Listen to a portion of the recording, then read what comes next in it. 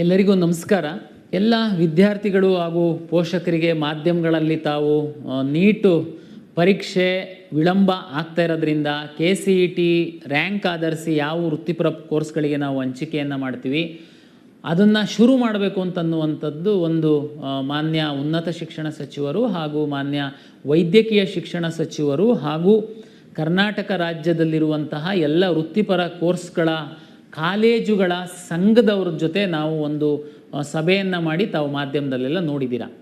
ಭಾಳಷ್ಟು ವಿದ್ಯಾರ್ಥಿಗಳು ಪೋಷಕರು ಗೊಂದಲದಲ್ಲಿ ಸಹ ಕೆಲವರು ಹೌದು ಇದು ಸರಿ ಇದೆ ಅಂತ ಹೇಳುವಂಥವ್ರು ಇದ್ದೀರಾ, ಕೆಲವರು ಇಲ್ಲ ಇದು ಅನ್ಯಾಯ ಆಗಿಬಿಡುತ್ತೆ ನಮಗೆ ಕಾಯಬೇಕಾಗಿತ್ತು ನೀವು ಅನ್ನುವಂಥವ್ರು ಇದ್ದೀರಾ.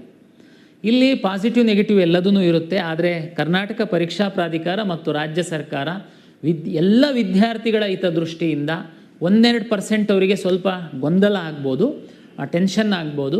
ಆದರೆ ಬಹುತೇಕ ವಿದ್ಯಾರ್ಥಿಗಳ ಹಿತದೃಷ್ಟಿಯಿಂದ ಕೆಲವೊಂದು ನಿರ್ಧಾರಗಳನ್ನ ತೆಗೆದುಕೊಳ್ಳುತ್ತೆ. ನಾವು ಪ್ರಾಧಿಕಾರದ ವತಿಯಿಂದ ಎಲ್ಲ ವಿದ್ಯಾರ್ಥಿಗಳ ಹಿತರಕ್ಷಣೆಗೆ ಏನೆಲ್ಲ ಮಾಡಬೇಕು ಅಂತನ್ನುವಂಥದ್ದನ್ನು ನಾವು ಸಿದ್ಧತೆಯನ್ನು ಮಾಡಿಕೊಳ್ತಾ ಇದ್ದೀವಿ.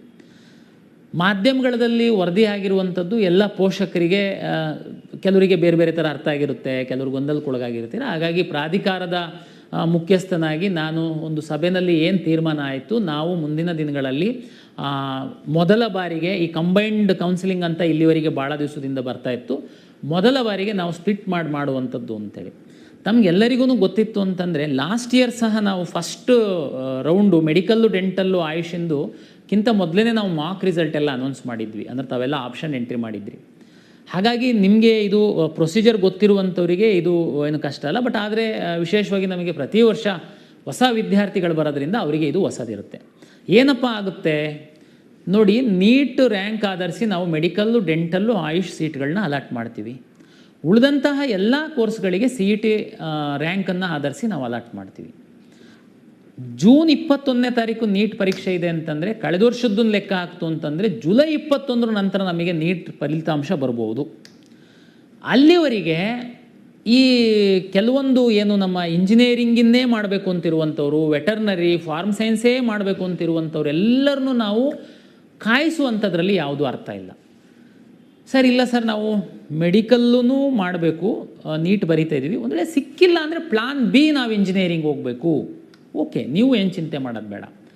ನಾವು ಏನು ಮಾಡೋಣ ಅಂತ ತೀರ್ಮಾನ ಮಾಡಿದ್ದೀವಿ. ಮಾನ್ಯ ಸಚಿವರ ಒಂದು ಅಧ್ಯಕ್ಷತೆಯಲ್ಲಿ ಎಲ್ಲ ವಿದ್ಯಾರ್ಥಿಗಳ ಹಿತದೃಷ್ಟಿಯಿಂದ ನಾವು ಈ ನೀಟ್ ರ್ಯಾಂಕನ್ನು ಹೊರತುಪಡಿಸಿ ಉಳಿದಂಥ ಕೋರ್ಸ್ಗಳಿಗೆ ನಾವು ಕೌನ್ಸಿಲಿಂಗ್ ಶುರು ಮಾಡ್ತೀವಿ.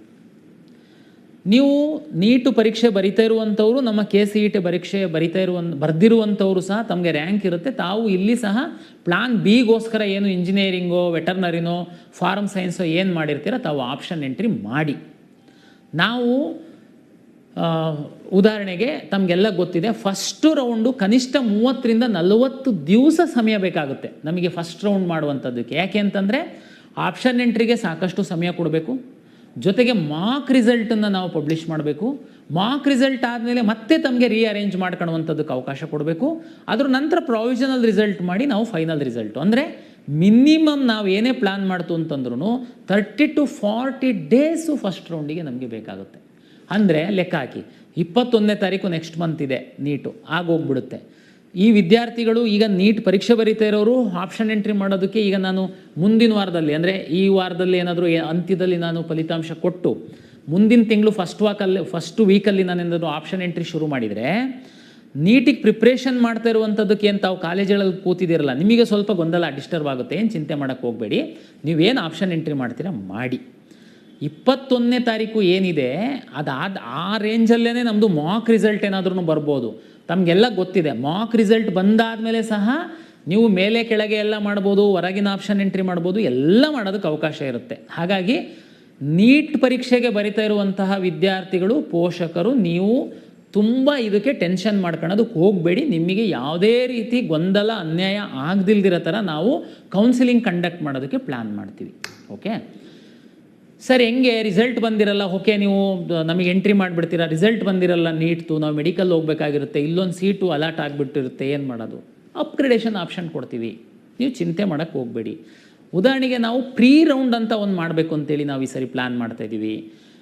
ಪ್ರೀ ರೌಂಡಲ್ಲಿ ಯಾರು ನಾನು ಪಕ್ಕ ಉದಾಹರಣೆಗೆ ಯಾವುದೋ ಒಂದು ಇಂಜಿನಿಯರಿಂಗ್ ಕಾಲೇಜಿಗೆ ಹೋಗಬೇಕು ಅಂತೇಳಿ ಇರುತ್ತೆ, ಅಲ್ಲಿಗೆ ಮಾತ್ರ ಹೋಗೋನು ಹೋಗ್ತಾನೆ. ನಾನು ಇದನ್ನು ನಿಮಗೆ pre round, first round, second round, ಏನು ಆಪ್ಷನ್ಸ್ ಇರುತ್ತೆ, ಏನು ಚಾಯ್ಸಸ್ ಇರುತ್ತೆ ಎಲ್ಲ ನಾನು ಡಿಟೇಲಾಗಿ ನೆಕ್ಸ್ಟ್ ಮುಂದಿನ ಕೌನ್ಸಿಲಿಂಗ್ ಶುರುವಾದಾಗ ಹೇಳ್ತೀನಿ. ಈಗ ನಾನು ಹೇಳುವಂಥದ್ದು ಏನು ಅಂತಂದರೆ, ಕೌನ್ಸಿಲಿಂಗ್ ನೀಟ್ ಫಲಿತಾಂಶ ಬರೋದಕ್ಕಿಂತ ಮೊದಲು, ನೀಟ್ ಪರೀಕ್ಷೆ ಬರೆಯೋದಕ್ಕಿಂತ ಮೊದಲು ನಾವು ನೀಟ್ ಆಧರಿಸಿ ಮಾಡುವಂಥ ಮೆಡಿಕಲ್, ಡೆಂಟಲ್, ಆಯುಷನ್ನು ಹೊರತುಪಡಿಸಿ ನಾವು ಕೌನ್ಸಿಲಿಂಗ್ ಶುರು ಮಾಡೋದಕ್ಕೆ ತೀರ್ಮಾನ ಆಗಿದೆ. ಆದರೆ ನೀಟ್ ಪರೀಕ್ಷೆ ಬರೀತಿರುವಂತಹ ವಿದ್ಯಾರ್ಥಿಗಳು ಸಹ ತಾವು ಯಾವುದೇ ಟೆನ್ಷನ್ ಮಾಡದೆ ಪರೀಕ್ಷೆಗೆ ಸಿದ್ಧತೆ ಮಾಡಿ ನಿಮಗೆ ಏನೆಲ್ಲ ಫೆಸಿಲಿಟೇಟ್ ಮಾಡ್ಬೋದು ನಾವು ಅದನ್ನು ಮಾಡ್ತೀವಿ.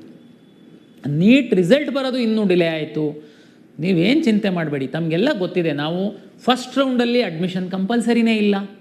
ಫಸ್ಟ್ ರೌಂಡಲ್ಲಿ ಸಿಂಪ್ಲಿ ನೀವು ಚಾಯ್ಸ್ 2 ಹಾಕಿ, ಚಾಯ್ಸ್ 3 ಹಾಕಿ ಸೆಕೆಂಡ್ ರೌಂಡಿಗೆ ಬರ್ತಿದ್ರಿ. ನಾನು ಅವಾಗಲೇ ಹೇಳ್ದಂಗೆ ಒಂದು ರೌಂಡಿಗೆ ಕನಿಷ್ಠ 30 ರಿಂದ 40 ದಿವಸ ಬೇಕಾಗುತ್ತೆ. ಸೆಕೆಂಡ್ ರೌಂಡಿಗೆ ಅಪ್ಗ್ರೇಡೇಷನಿಗೆ ಕೊಡ್ತೀವಿ, ನಿಮಗೆ ಸಿಕ್ಕಿರೋ ಸೀಟ್ ಎಲ್ಲೂ ಹೋಗಿರಲ್ಲ. ಉದಾಹರಣೆಗೆ ಸಂಕ್ಷಿಪ್ತವಾಗಿ ಈ ನೀಟ್ ವಿದ್ಯಾರ್ಥಿಗಳಿಗೆ ಗೊಂದಲಕ್ಕೊಳಗಾಗಬಾರ್ದು ನೀಟ್ ಪೇರೆಂಟ್ಸ್ ಅಂತ ಹೇಳೋದಾದರೆ, ಉದಾಹರಣೆಗೆ ನೀವು plan A medical, plan B medical ಸಿಕ್ಕಿಲ್ಲ ಅಂತಂದರೆ ಯಾವುದಾದ್ರೂ ಒಳ್ಳೆ ಕಾಲೇಜಲ್ಲಿ ಇಂಜಿನಿಯರಿಂಗು ಅಥವಾ ಅಗ್ರಿಕಲ್ಚರ್, ಫಾರ್ಮ್ ಸೈನ್ಸ್ ಅಂತ ಅಂದ್ಕೊಂಡಿರ್ತೀರ. ಈಗ ನಾನು ಫಸ್ಟ್ ರೌಂಡ್ ಶುರು ಮಾಡಿದಾಗ ನೀವು ಅಗ್ರಿಕಲ್ಚರ್ದು ಒಂದು ಹಾಕಿರ್ತೀರ, ನಿಮಗೆ ಅಗ್ರಿಕಲ್ಚರ್ ಸಿಗುತ್ತೆ. ನಿಮಗೆ ಬೇಕು ಮೆಡಿಕಲ್ಲು, ಚಿಂತೆ ಮಾಡಬೇಡಿ. ನಾನು ರಿಸಲ್ಟನ್ನು ಪಬ್ಲಿಷ್ ಮಾಡಿದೆ, ಅವಾಗ ಎನಿವೇ ಚಾಯ್ಸ್ ಕೊಡ್ತೀನಿ. ನೀವು ಸೀಟನ್ನು ಹೋಲ್ಡ್ ಮಾಡ್ತೀರಾ, ಸೆಕೆಂಡ್ ರೌಂಡಿಗೆ ಬರ್ತೀರಾ, ಎಗೈನ್ ನಿಮಗೆ 30 ಡೇಸ್ ಅಷ್ಟು ಸಮಯ ಇರುತ್ತೆ. ನಾವು ಮೆಡಿಕಲ್ ಶುರು ಮಾಡ್ತೀವಿ. ಸರ್ ಅವಾಗಲೂ ಬರಲಿಲ್ಲ ಸರ್ ನೀಟ್ ರ್ಯಾಂಕು, ಏನು ಮಾಡೋದು? ಡೋಂಟ್ ವರಿ, ಸೆಕೆಂಡ್ ರೌಂಡಿಗೆ ಸಹ ನಾವು ಅಪ್ಗ್ರೇಡೇಷನಿಗೆ ಕೊಡ್ತೀವಿ. ಯಾಕೆ ಚಿಂತೆ ಮಾಡ್ತೀರಾ? ನಿಮಗೆ ಏನು ಅನ್ಯಾಯ ಆಗಲ್ಲ. ಓಕೆ, ಇನ್ನೊಬ್ಬರು ಕೇಳ್ಬೋದು, ಸರ್ ಅದು ಅಗ್ರಿಕಲ್ಚರ್ ಸೀಟ್ ಆ್ಯಕ್ಚುಲಿ ನನಗೆ ಬೇಕಾಗಿತ್ತು ಸರ್, ನಾನು ವೆಯ್ಟ್ ಮಾಡ್ತಾ ಇದ್ದೆ, ಈಗ ಅವನು ಸಿಕ್ಕಿದೆ, ನನಗೆ ಅಗ್ರಿಕಲ್ಚರ್ಗಿಂತ ಕೆಳಗಡೆ ಇನ್ಯಾವುದೋ ಒಂದು ಸಿಕ್ಕಿದೆ, ಅವನು ನೆಕ್ಸ್ಟು ಮೆಡಿಕಲ್ ಹೋದರೆ ನನಗೆ ಅನ್ಯಾಯ ಆಗುತ್ತೆ ಸರ್, ನಾನು ಬೇರೆ ಅಡ್ಮಿಷನ್ ಆಗಿದ್ದರೆ. ನೋ, ಚಿಂತೆ ಮಾಡಬೇಡಿ, ನೀವು ಸಹ ವೆಯ್ಟ್ ಮಾಡ್ಬೋದು.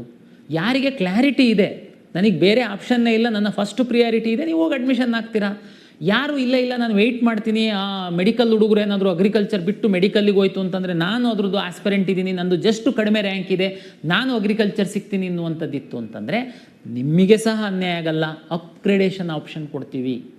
ಹಾಗಾಗಿ ಕರ್ನಾಟಕ ರಾಜ್ಯದಲ್ಲಿ ಹಿಂದಿಂದನೂ ಕಂಬೈನ್ಡ್ ಕೌನ್ಸಿಲಿಂಗ್ ಮಾಡ್ಕೊಂಡು ಬಂದಿರುವಂಥದ್ದು. ಆದರೆ ಕಾಲಕ್ಕೆ ತಕ್ಕಂತೆ ಕೆಲವು ಬದಲಾವಣೆಯನ್ನು ಮಾಡಬೇಕಾಗುತ್ತೆ ನಾವು. ಆ ಹಿನ್ನೆಲೆ ಒಳಗಡೆ ನಾವು ಮಾಡ್ತಾಯಿದ್ದೀವಿ. ಹಂಗಂತೇಳಿ ಒಂದು ವರ್ಗದ ವಿದ್ಯಾರ್ಥಿಗಳಿಗೆ ಬಹಳ ದೊಡ್ಡ ಅನ್ಯಾಯ ಆಗುತ್ತೆ ಅಂತನ್ನುವಂಥದ್ದು ಏನು ತಾವು ಭಾವಿಸ್ಬೇಡಿ. ಎರಡೂ ವರ್ಗದ ವಿದ್ಯಾರ್ಥಿಗಳಿಗೆ ನಾವು ಅನುಕೂಲ ಆಗುವ ನಿಟ್ಟಿನಲ್ಲೇ ನಾನು ಡಿಸೈನ್ ಮಾಡ್ತಾಯಿದ್ದೀನಿ. ಹಾಗಾಗಿ ತಾವು ಧೈರ್ಯವಾಗಿರಿ. ನೀಟು ಹೊರತುಪಡಿಸಿ ಇಂಜಿನಿಯರಿಂಗ್, ಬೇರೆ ಬೇರೆ ಅಲೈಡ್ ಹೆಲ್ತ್ ಸೈನ್ಸ್, ಅಲೈಡ್ ಕೋರ್ಸಸ್ಸಿಗೆ ಹೋಗುವಂಥವ್ರು ಏನಿದ್ದೀರಾ, ದಯಮಾಡಿ ತಾವು ಕಾಲೇಜ್ಗಳು ಹೇಗಿದೆ, ಲಾಸ್ಟ್ ಇಯರ್ ಕಟ್ ಆಫ್ ಏನಿತ್ತು, ಯಾವ ಕೋರ್ಸಿಗೆ ಉದ್ಯೋಗ ಅವಕಾಶಗಳಿದ್ದಾವೆ, ಇದನ್ನೆಲ್ಲ ಸ್ಟಡಿ ಮಾಡಿ. ನೀಟ್ ವಿದ್ಯಾರ್ಥಿಗಳು ನೀವು ಕೌನ್ಸಿಲಿಂಗ್ ಬಗ್ಗೆ ಏನು ಚಿಂತೆ ಮಾಡಬೇಡಿ, ನಾವಿದ್ದೀವಿ ಅದನ್ನು ನೋಡ್ಕೊಳ್ಳಿಕ್ಕೆ. ತಾವು ನೀಟು ಪರೀಕ್ಷೆಗೆ ಸರಿಯಾಗಿ ಅಧ್ಯಯನ ಮಾಡಿ, ಬೇರೆ ನೀವೇನು ತಲೆಬಿಸಿ ಮಾಡಬೇಡಿ. ನಿಮಗೇನೆಲ್ಲ ಫೆಸಿಲಿಟಿ ಮಾಡಬೇಕು, ಒಳ್ಳೆ ರೀತಿಯಲ್ಲಿ ನಿಮಗೆ ಸಿಗಬೇಕು, ಅದನ್ನು KA ಜವಾಬ್ದಾರಿಯನ್ನು ತಗೊಳುತ್ತೆ, ನಿಮಗೆ ಮಾಡಿಕೊಡುತ್ತೆ. ಎಲ್ಲ ವಿದ್ಯಾರ್ಥಿಗಳಿಗೆ ಮತ್ತೊಮ್ಮೆ ನಮಸ್ಕಾರ.